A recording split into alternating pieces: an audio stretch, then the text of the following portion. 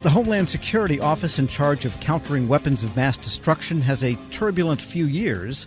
Fresh off a reorganization and already facing morale issues, CWMD saw its authorities expire last December. 24 employees then departed the office. Well, now CWMD is hiring new staff and trying to boost cohesion across the office as it pushes for new authorization from Congress. For the latest, Federal News Network's Justin Doubleday spoke with the CWMD director, Mary Ellen Callahan. The FEV scores we're looking at, they reflect the work that the team put in before I arrived, and then I'm trying to continue to build on. So I arrived in August, and from that point on, I really have redoubled our efforts to improve morale in the office.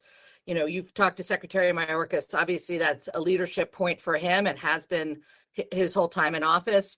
I, of course, was the chief of staff to the deputy secretary, and so Deputy Secretary John Tien and now obviously Christy Canagallo are leading the implementation of a lot of the morale initiatives at the Secretary's instruction. And so I got to see firsthand a lot of the things that were being done across the department. I wanted to take a lot of those learnings and apply it here at CWMD. The name really speaks to itself. We really are doing some kind of extraordinary work that's going on here. And I really wanted to highlight that. Obviously, you know, we're leading the AI work with regard to chemical, biological, radiological, nuclear threats. Just released a major report, the first of its kind, to look at the ways that AI could both help and hurt chemical and biological threats. So that's been really exciting. We're looking to increase our relationship with our federal and state and local stakeholders to make sure we're being responsive to their requests, while also being subject matter experts. But doing all of that, trying to instill the concept of the mission with regard to CWMD and work on increasing communications to make sure people understand what's going on, what's happening, how it affects them, and how they are part of the mission of the Department of Homeland Security. That's a great overview. And I mean, I think last year in the FEVs, you saw across government an increase in engagement, morale, and some of these scores. CWMD certainly took a big, I think, 7-point jump up in that overall, the partnership for public services, best places to work score, but still at the bottom, toward the bottom of that list. I mean, when you look at those different numbers in terms of like how you would characterize work at CWMD, you have this lapse in authorization that you're dealing with. I think you've spoken about attrition. How would you just characterize the overall work environment today at the office? And you mentioned how some of these initiatives have borne out results, where it needs to go from here to continue kind of moving upward in that score, regardless of where you ultimately end up in the overall rankings. Yeah, you know, listen, the FEV scores and the best places to work, they're important metrics, but they're not the only metrics, right? And we are really working on finding ways to engage with the workforce to talk about efficiency, effectiveness, professional development, and job satisfaction. I do a lot of work on that as well. You know, to be candid, the threat of termination had a demoralizing force. I mean, the uncertainty related to our future, particularly last year, reversed some of the gains that we had seen previously from the nadir of 2019. And we did lose about 24 federal employees, which represented over 300, person years of chemical and biological, radiological, nuclear experience. As a result, we've been laser focused on hiring staff to backfill these critical vacancies. We've already added about 30 staff. We just hired 10 more at the recent job fair, which was a huge success. The threat of termination is, I think, muted now. Our authorization is tethered to our appropriations. And so as long as we get appropriated, we can keep going. And we're working on a longer term solution. But I do think there's been a little bit of a drag on this. But right now, people do feel relatively solid footing. I'm just trying to communicate and be as transparent as possible. Yeah. And I mean, I think you mentioned, I just want to confirm the numbers that are overall down 20%, but you've just hired more, or where is the staffing at? Yeah. So we were down at our nadir 20%. We are back up. By the end of this fiscal year, I think we will be as close to 100 as we possibly could be. So that's our goal, and it takes a little while to get us through all the hoops here, but we are trying to expedite that. Our human capital team has really been putting a full court press on this.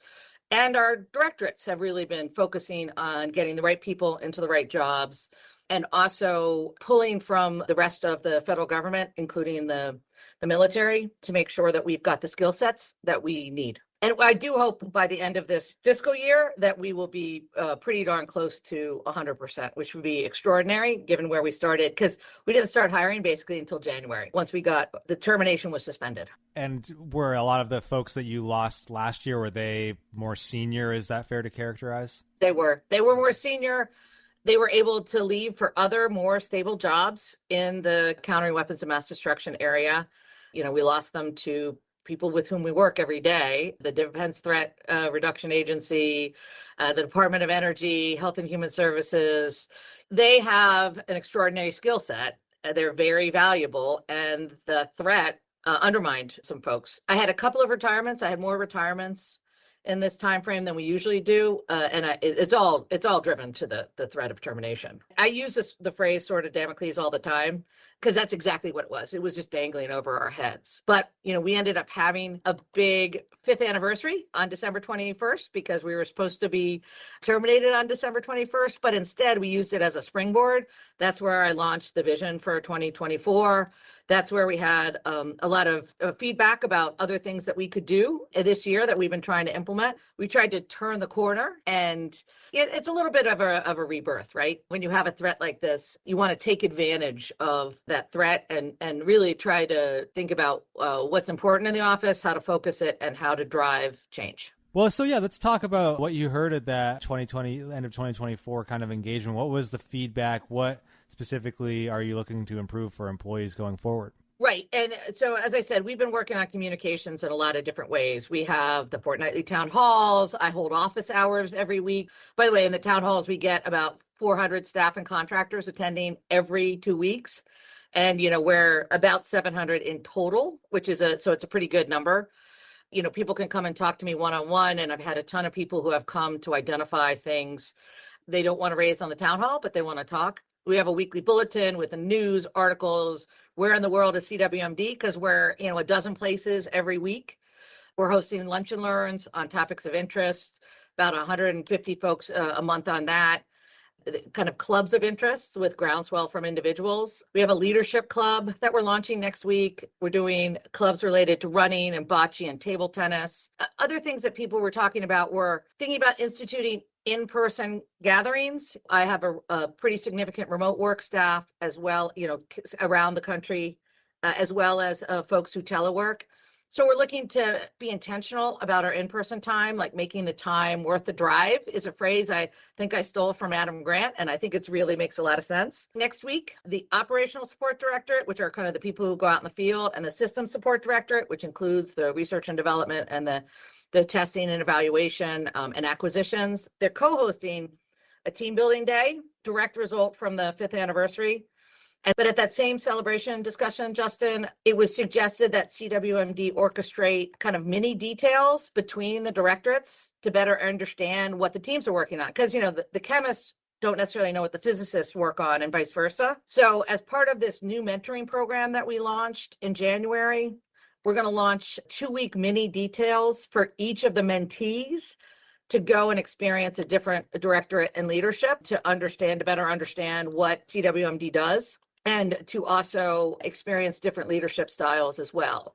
And so I'm excited about that. That is going to launch later on this month. And both the kind of get-together ideas as well as the mini details are direct result from that celebration. That's Mary Ellen Callahan, Assistant Secretary of Homeland Security for Countering Weapons of Mass Destruction, speaking with Federal News Network's Justin Doubleday. Check out Justin's story and the series on Homeland Security at federalnewsnetwork.com.